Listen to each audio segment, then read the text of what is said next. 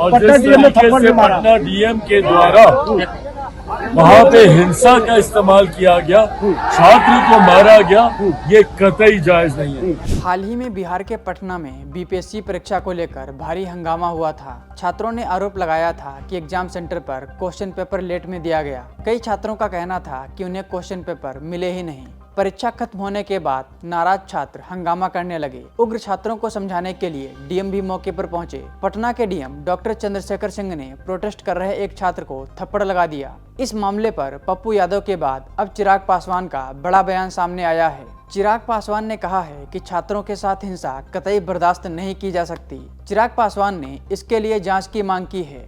इसके साथ ही चिराग पासवान ने वन नेशन वन इलेक्शन पर भी बहुत कुछ बोला है, जिसे आप इस वीडियो में सुन सकते हैं। ये गलत है पूरी तरीके से, और जिस तरीके से पटना डीएम के द्वारा वहाँ पे हिंसा का इस्तेमाल किया गया, छात्र को मारा गया, ये कतई जायज नहीं है। इसकी मेरी पार्टी पूरी निंदा करती है और हम लोग यह आग्रह करते हैं कि इसकी जांच होनी चाहिए। अगर छात्रों में 1% भी संदेह है धांधली को लेकर, तो उनके संदेह को दूर किया जाना चाहिए।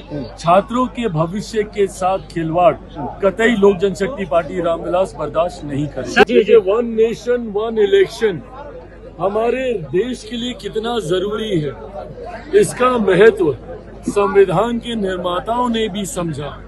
तभी शुरू में जब देश आजाद हुआ तो देश भर में एक साथ ही चुनाव कराने की व्यवस्था बनाई गई, और ये लगभग 1-1.5 दशक तक ऐसे ही चला। 60 के दशक में जब अलग अलग राज्यों में बीच में ही सरकारें गिरने का सिलसिला शुरू हुआ, उसके बाद से इस व्यवस्था में थोड़ी सी दिक्कत आने लगी। पर आज की तारीख में जिस तरीके से बार बार देश में चुनाव होने से आर्थिक बोझ जिस तरीके से देश में पड़ता है, जिसका सीधा असर हमारी देश की आबादी पर, देश के लोगों पर, उन टैक्स पेयर्स पे होता है जो कहीं ना कहीं देश के विकास में अपना योगदान निभाते हैं, पर उस विकास के पैसे को लगातार चुनावी प्रक्रिया में इस्तेमाल किया जाता है। अभी भी आप देख लीजिए, 5-6 महीने पहले लोकसभा के चुनाव हुए, उसके ठीक बाद हरियाणा और जम्मू कश्मीर के चुनाव, उसके बाद झारखंड और महाराष्ट्र के चुनाव, आज हम लोग दिल्ली के चुनाव की तैयारी कर रहे हैं, उसके बाद बिहार के चुनाव, फिर असम के चुनाव। ऐसे में मॉरल कोड ऑफ कंडक्ट लगने से भी विकास की परियोजनाओं में की गति रुकती है। ऐसे में जरूरी है, और सेना का डिप्लॉयमेंट भी, जिस सेना की जिम्मेदारी देश की सुरक्षा की है, वो समय समय पर अलग अलग राज्यों में हो रहे चुनाव में व्यस्त रहते हैं।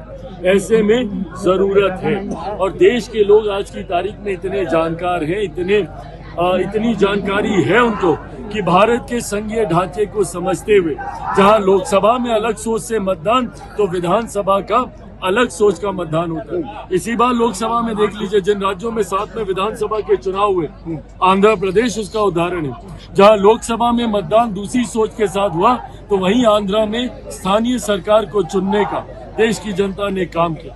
तो ऐसे में देश की जनता इतनी जानकार है, इतनी बुद्धि, इतनी विवेक है कि वो भारतीय संघीय ढांचे को समझ सकती है। विपक्ष को अगर चिंता है तो मेरिट्स पे बात करें, हम लोग तैयार हैं, और लाने के बाद संभवतः हम लोग इस वन नेशन वन इलेक्शन को हम लोग जेपीसी में भी लेकर हम लोग जाएंगे, कमेटी के समक्ष भी लेकर जाएंगे। वहां पर विपक्ष इसके मेरिट पे चर्चा करे। विरोध सिर्फ इसलिए कि नरेंद्र मोदी लेकर आ रहे हैं, विरोध करना है, ये कतई जायज और उचित नहीं है।